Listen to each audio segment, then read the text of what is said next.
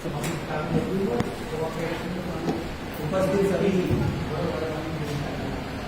में बैठा है, सभी को आज के इस पावन पवित्र त्योहार की, ये त्योहार से कम नहीं है, त्योहार के अंदर है, इसकी बहुत बहुत हार्दिक बधाइयां, शुभकामनाएं। सबसे पहले माता गौतम बुद्ध बाबा साहब के चरणों में नमन करता हूं और आप सभी को भी नमन करता हूं। आज का जो दिन है यह सिर्फ दलित समाज के लिए ही नहीं है, बल्कि ये संपूर्ण भारत के लिए एक बहुत महत्वपूर्ण दिन है, क्योंकि आज के दिन एक ऐसे मसीहा का जन्म हुआ जिन्होंने ना देश का संविधान लिखा, बल्कि शोषितों, वंचितों, पिछड़ों और महिलाओं के अधिकारों को सुनिश्चित किया, उनको अधिकार दिलवाए। जो समाज बहुत पिछड़ा हुआ था, जिन्हें शिक्षा से वंचित रखा गया था, जिन्हें कोई भी अधिकार नहीं था, उन्हें अधिकार दिलवाए। तो ऐसे महानुभाव, उनका जन्म 14 अप्रैल 1891 को मध्य प्रदेश के महू छावनी में हुआ और उनके जो पिता का नाम था वो रानी सतपाल था, माता का नाम भीमाबाई। बहुत छोटी आयु में ही उनका विवाह माता रमाबाई से हुआ और माता रमाबाई को ही हमें श्रेय देना चाहिए कि उन्हीं वजह से ही डॉक्टर अम्बेडकर बाबा साहब बनता है। माता रमाबाई ने त्याग दिया, वो त्याग अद्भुत। उन्होंने मेहनत मजदूरी करके ही उनकी शिक्षा दीक्षा को पूरा किया और बाबा साहब बहुत मेधावी छात्र। आज तक का रिकॉर्ड है कि जिस विद्यालय और जिस विश्वविद्यालय या महाविद्यालय से वो पढ़कर निकले, उनका स्थान कोई नहीं लेता। तो वास्तव में वो ज्ञान का प्रतीक थी, सिंबल ऑफ नॉलेज। इसीलिए अमेरिका के कोलंबिया में जहां उन्होंने पढ़ाई करी, उन्होंने उनको सिंबल ऑफ नॉलेज का पढ़ाई किया। इस तरह से वो एक महान विद्वान के साथ साथ आज एक विश्व रत्न के नाम से जाना है। वो एक विधिवेत्ता, अर्थशास्त्री, महिला अधिकारों के चैंपियन और साथ ही साथ भारत के संविधान निर्माता, भारत के भाग्यदाता और नारी के मुक्तिदाता के रूप में खास होता है। क्योंकि जितनी खराब स्थिति दलितों और पिछड़ों की थी, उससे कहीं ज्यादा स्थिति खराब महिलाओं की, क्योंकि महिलाओं के पास अधिकार नहीं थे, न उनको संपत्ति का अधिकार था, न पढ़ने लिखने का अधिकार था। तो बाबा साहब जब जब उन्हें जिम्मेदारी मिली, आजादी से पहले और आजादी के बाद जब जब उनको जिम्मेदारी मिली, उन्होंने महिलाओं के लिए बहुत खास काम किया। बाबा साहब 1940 में लेबर मिनिस्टर बने थे अंग्रेजों की सरकार में। अंग्रेज सरकार ने उनकी विद्वता की कदर की और उन्हें अपनी सरकार में लेबर मिनिस्टर बनाया। लेबर मिनिस्टर के रूप में बाबा साहब ने महिलाओं को मैटरनिटी का अधिकार दिया। मैटरनिटी का अधिकार का मतलब होता है कि जो महिलाएं मां बनती हैं तो उन्हें छुट्टियों की जरूरत होती है, तो उन छुट्टियों को उनको दिलवाया और साथ ही साथ लेबर मंत्री के रूप में, श्रम मंत्री के रूप में उन्होंने मजदूरों की पीड़ा को समझा।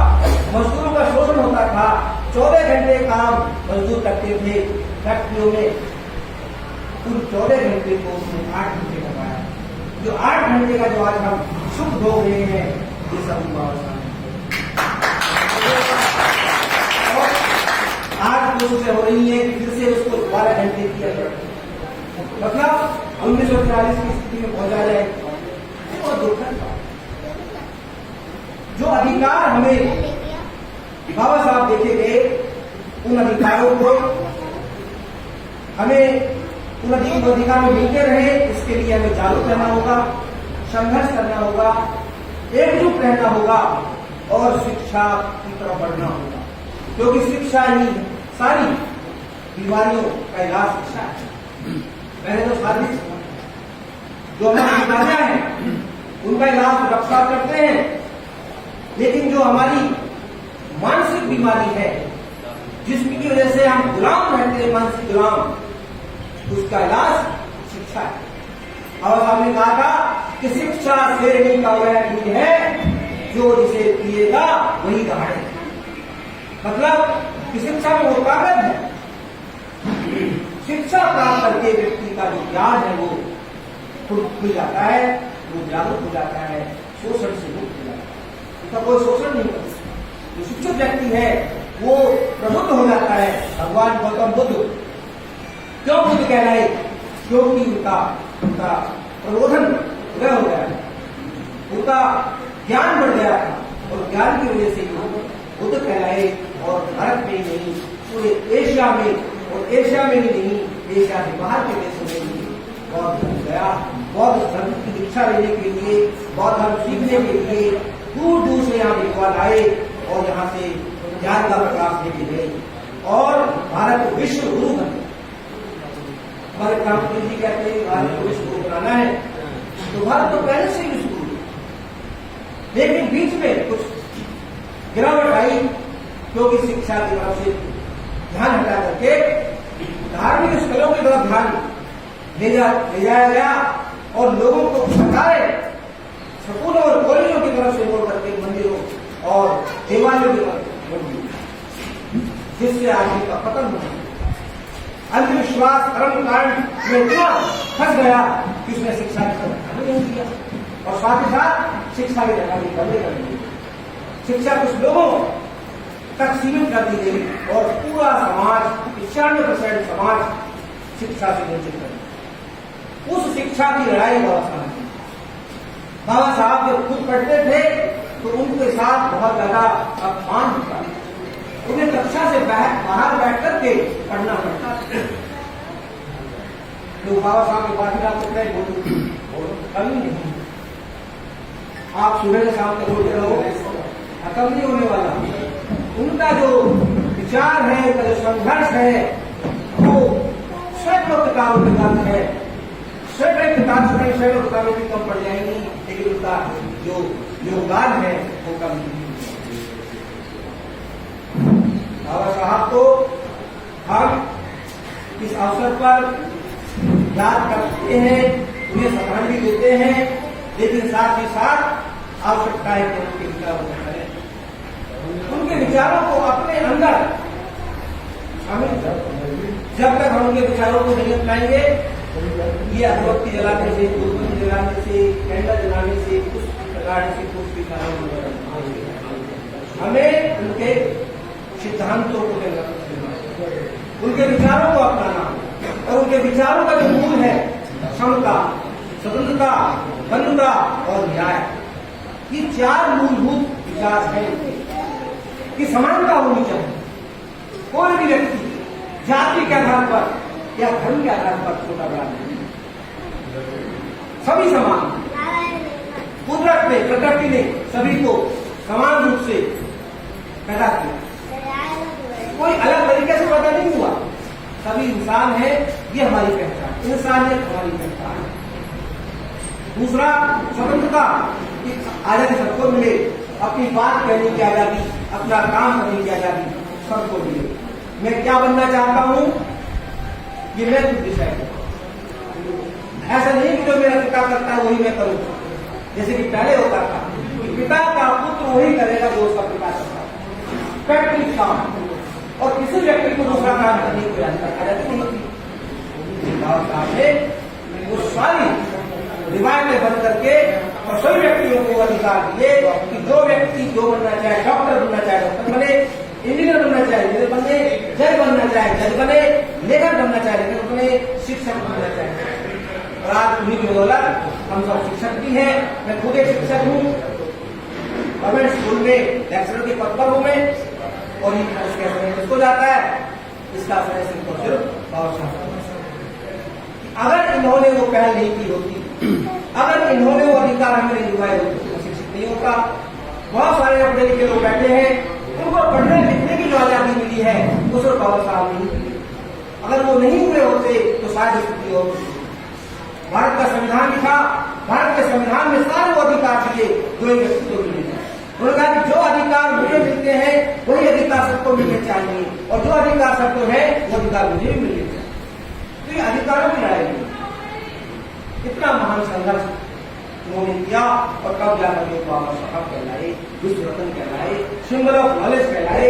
इतने बड़े अर्थशास्त्री जिनकी पहल पर आज रिजर्व बैंक ऑफ इंडिया, आप रिजर्व बैंक ऑफ इंडिया की बात करते हैं, रिजर्व बैंक ऑफ इंडिया बाबा साहब की है।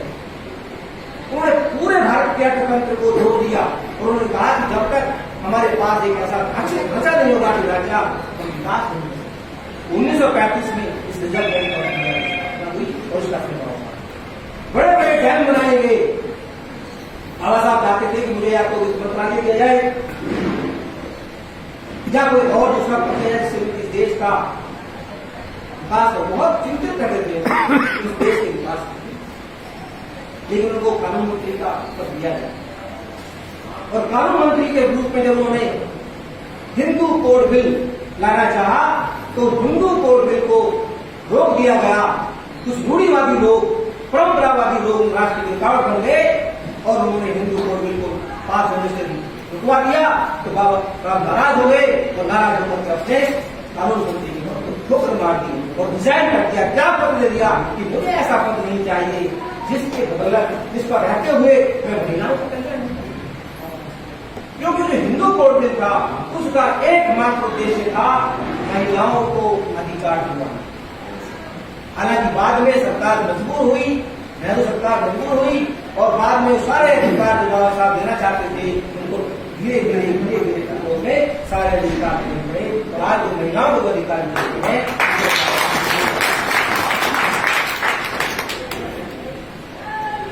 तो बाबा साहब के बारे में ज्यादा ना कहते हुए मैं अपनी वाणी को विराम देता हूँ। तो उससे पहले मैं आपको एक सूचना ये ध्यान रखना चाहता हूँ कि मैंने 21 महान योद्धाओं, समता, स्वतंत्रता, सामाजिक न्याय की लड़ाई जिन्होंने लड़ी, अनेकों योद्धाओं ने लड़ी, उनमें से मैंने 21 योद्धाओं को बैठ करके एक पुस्तक हमें संकलित किया है। और जो एक प्रकाशन में प्रकाशित भी कर दिया है, और उस पुस्तक का विमोचन मैंने अपने विद्यालय में किया।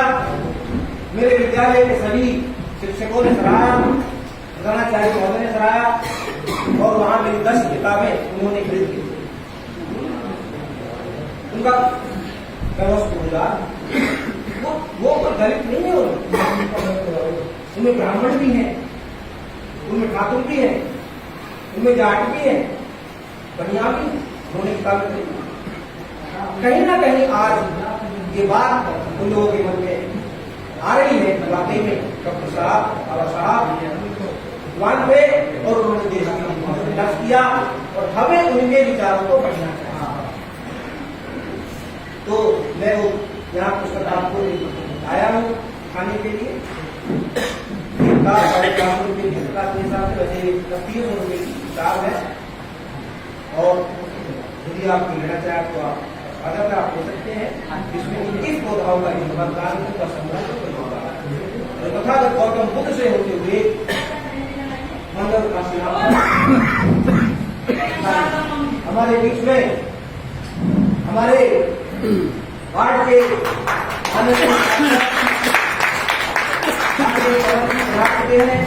आप उनका